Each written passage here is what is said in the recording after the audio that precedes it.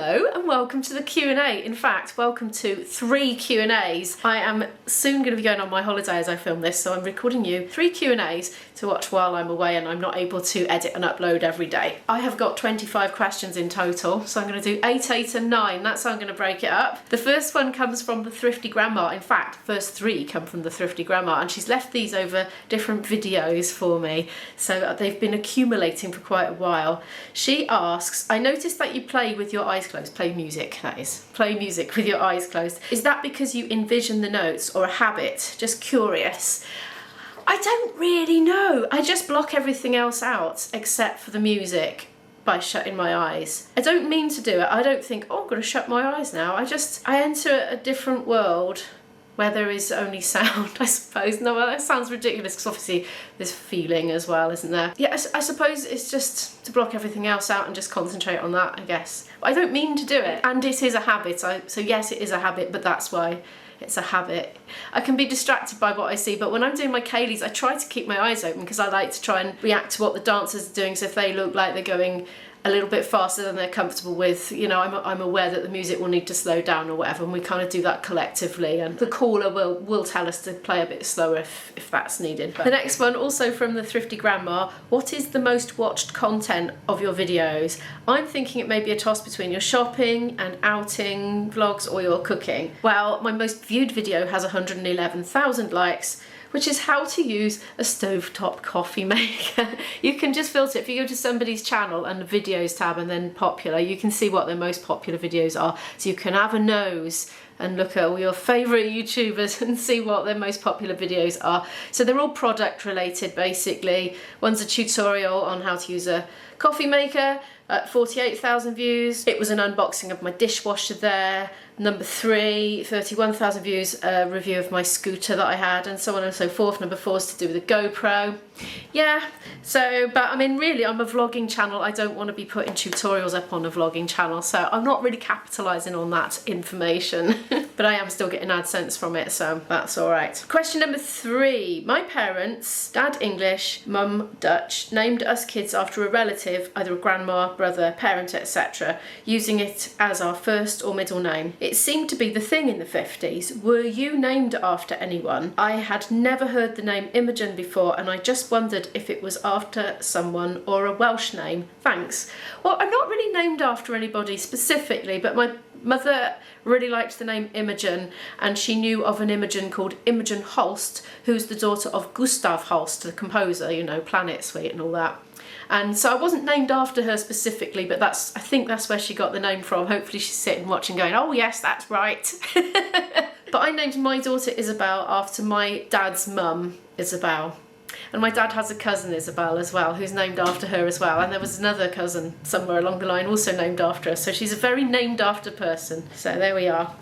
Next one, that's Susan and Devlin. Hi, I came to your channel quite late. What made you decide to homeschool your daughter? I've answered this probably before, but I'll just quickly summarise. I was aware of homeschooling because I'd had a homeschooled friend when I was a child myself. She was in a flute ensemble with me, and I was always very impressed by her generally. Yeah, but anyway, my daughter suffers from very, very severe chronic eczema. It's under control now with medication, but it wasn't when she was school age, and it was just impossible to keep her well, stable and healthy in a school setting really. She could never manage a whole week with having to be off sick. The continuity was all over the place.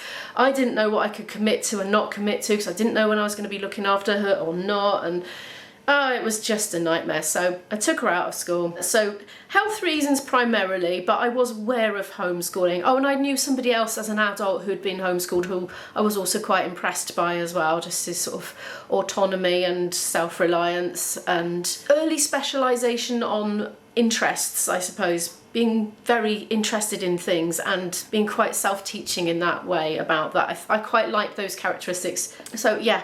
I mean, I did a lot of research. It wasn't a decision I took lightly. I read books and I looked stuff up online. I did a lot. I think I deliberated on it for a long, long, long time, and it just reached fever pitch within me. And I just, once I knew, it was midweek, once I knew, that was it. I just put the letter in to deregister her. I couldn't wait to the end of the week. It was none of this, oh, we'll do to the end of the term. Like, no.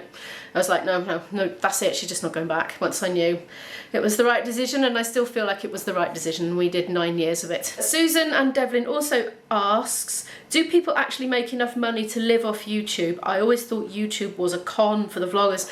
They can do. I make a part-time living from YouTube and a part-time living from music, so I do live on all that collectively, but I do have low living costs compared to a lot of people. There's no way I could live in London on this income. Absolutely no way. But with my life costs the way they are, no vehicle to run, for example, and you know, I don't go and buy flat screen TVs or anything like that. You know, I try and save money where I can. I can't. If I ran mid-rolls, I would earn a lot more, but I don't want to. I really don't want to. Not on this channel. Maybe if I was running mid-rolls, maybe I might be just about there, but I don't want to do that on this channel. Thank you very much. Oh well, a lot of vloggers will take sponsored videos when they're offered, you know, and maybe they go and seek them out. I've never sought any out. I've been sought out, but I've never done the seeking myself.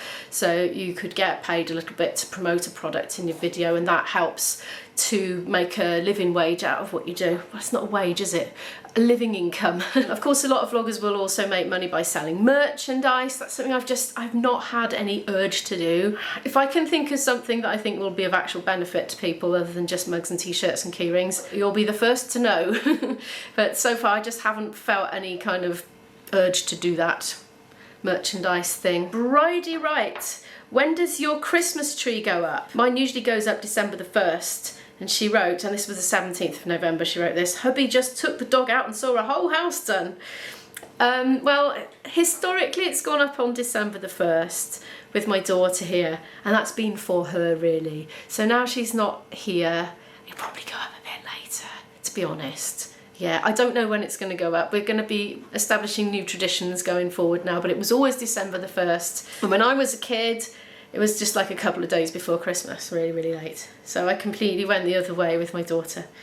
Right, 2 left for this video. I don't know how long I've rambled on for so far. CJ asks, what would you like for Christmas?